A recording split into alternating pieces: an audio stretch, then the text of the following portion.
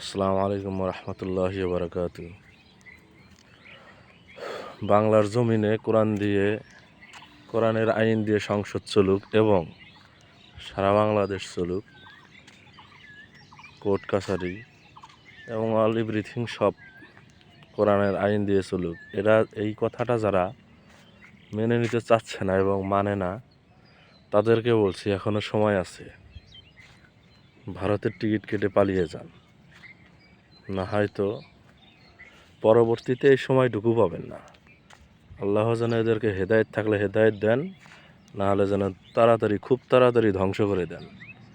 এবং কোরআনের আইন বাস্তবায়নের ক্ষেত্রে যারা মাঠে নামছে তাদেরকে আল্লাহ তাআলা যেন বিজয় দান করেন এবং ধৈর্য ধারণ করে এই মাঠে টেকার ক্ষমতা দিন এবং আল্লাহ আমাদের সাথেই থাকুন।